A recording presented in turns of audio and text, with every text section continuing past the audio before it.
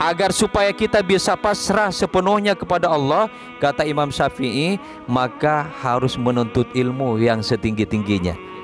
Untuk mencapai sukses, menjadi ilmuwan yang berhasil, sukses dunia akhirat, maka hendaknya lah dengan bersungguh-sungguh. Jumlah rakaat yang kita kerjakan itu 3 atau 4. Kalau kita berdasar kepada al-yakin tadi, yakin itu bisa menghilangkan keraguan.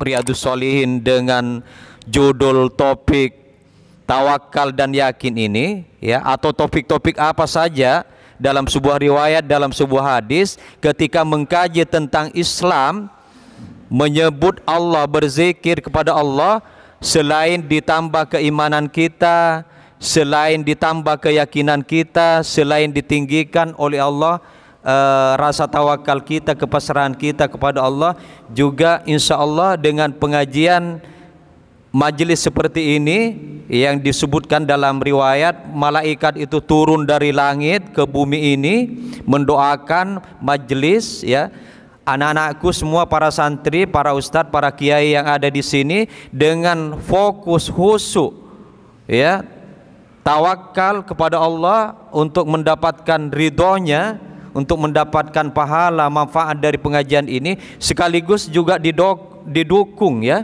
didukung oleh malaikat yang mendoakan kita. Apa doanya malaikat ketika turun dari langit ke bumi ini, ke majelis ini? Ya Allah, majelis ini, jamaahnya, ya Allah, berikanlah kesehatan, tambahlah ilmunya, berkahilah kehidupannya, panjangkanlah umurnya, sukseskanlah kehidupannya, ya Allah. Nah, ini doanya para malaikat. Alhamdulillah para santri tidak ada lagi yang tidur, ya. Kenapa? Karena sudah didoakan oleh malaikat. Kalau diterima doa-doa malaikat, maka setannya itu keluar semua.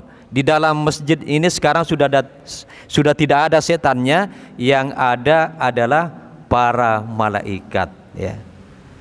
Dan jamaah sekalian, menurut Imam Qasim Al-Qusairi terkait dengan tawakal ini, kata beliau bahwa orang yang tawakal itu adalah orang yang menyerahkan kehidupannya sepenuhnya hanya kepada Allah setelah berikhtiar secara maksimal. Nah, itu menurut Qasim Al-Qusairi. Tapi kalau menurut Imam Syafi'i, ya, orang yang tawakal itu adalah ketika dalam hidupnya menuntut ilmu setinggi-tingginya, ya, agar supaya kita bisa pasrah sepenuhnya kepada Allah, kata Imam Syafi'i, maka harus menuntut ilmu yang setinggi-tingginya. Makanya kata Imam Syafi'i, untuk menjadi orang yang sukses salah satunya adalah bijihadin. Dalam menuntut ilmu itu, kata Imam Syafi'i, selain bidirhamin adalah bijihadin.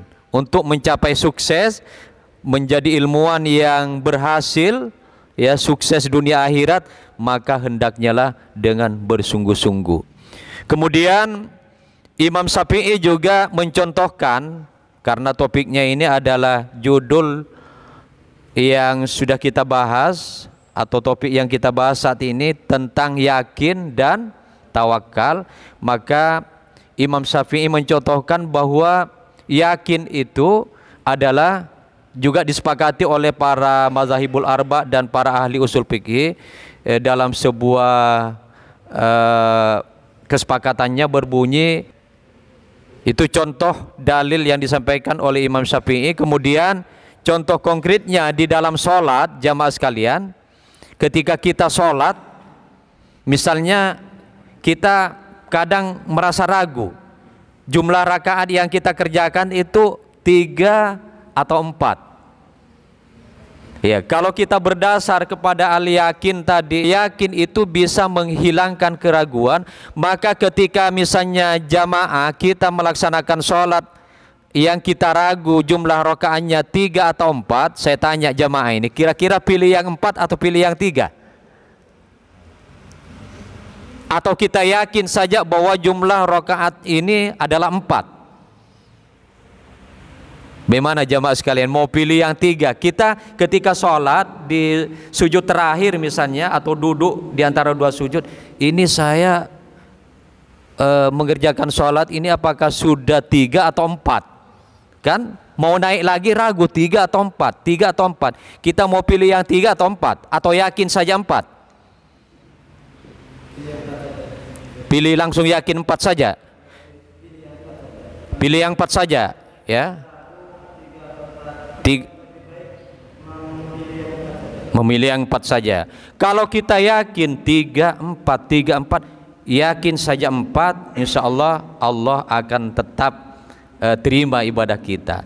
Tapi kalau misalnya pendapatnya Imam Syafi'i, kalau misalnya kita masih ragu mau yakin 3 atau 4, saya harus yakin 3 deh, saya harus yakin 4 deh, misalnya seperti itu. Tapi yang sesungguhnya Ustadz Selamat, menurut Imam Syafi'i, kalau kita ragu antara 3 dan 4 sebelum menetapkan hati kita dengan meyakini salah satunya, maka kata Imam Syafi'i adalah cukup memilih yang 3 saja. Sebab kenapa? Kita khawatir nanti ketika misalnya selesai sholat ragu lagi, jangan-jangan tadi itu hanya 3. Iya ya, jangan-jangan tadi itu hanya 3. Padahal saya sudah menyelesaikan sholat, sudah menutup dengan salam yang kedua misalnya, tanpa sujud sahwi. Tanpa sujud sahwi kan? Kenapa tanpa sujud sahwi Ustadz Selamat dan jamaah sekalian? Karena tadi kan yakin, oh kayaknya 4, sehingga ketika disalam langsung salam pertama dan salam terakhir, tidak sujud sahwi. Karena yakin kan? Tapi setelah pikir-pikir, jangan-jangan tadi itu bukan 4 tetapi hanya 3, padahal tidak sujud sahwi. Oleh karena itu Ustadz Selamat dan jamaah sekalian, menurut Imam Syafi'i, kalau ragu antara 3 dan 4, jangan pilih yang 4 ya, lebih bagus pilih yang 3. Pilih yang 3, kemudian ditambah 1 rakaat untuk menjadi 4, dan ditambah lagi dengan sujud sahwi. Nah, itu menurut Imam Syafi'i. Tapi ada sebagian ulama, kalau memang kita yakin 3, 4, pilih yang 4, itu sah-sah saja. Yang penting sesudah salam yang terakhir tidak ragu lagi, yakin, itu bisa yakin juga, maksudnya bisa makbul juga ibadah kita aja. Kemudian yang terakhir saya ingin sampaikan terkait dengan tawakal ini. Juga pernah dalam satu kisah ada salah seorang sahabat Nabi yang meletakkan atau menitip untanya di depan masjid dalam keadaan tidak diikat unta itu. Akhirnya Rasulullah bertanya, siapa yang punya unta yang tidak diikat itu? Mengaku salah seorang sahabat, milik saya ya Rasulullah.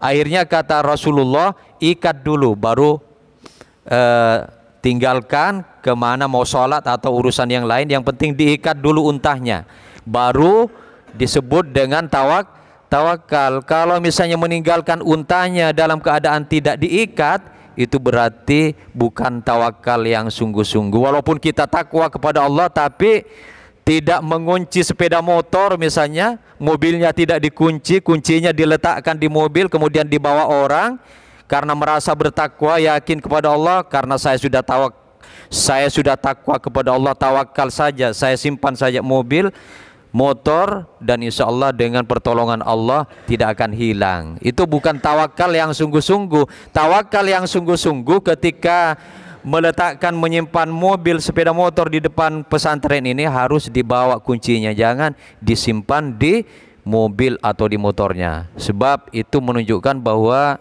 kepasrahannya itu tidak sungguh-sungguh. Tawakal yang sungguh-sungguh kembali ke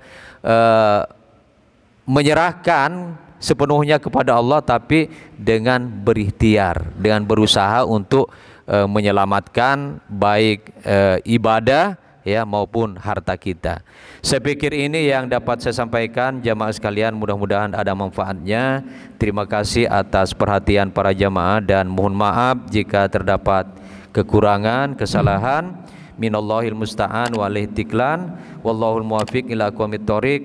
Wassalamualaikum warahmatullahi wabarakatuh. ربنا انفعنا بما علمتنا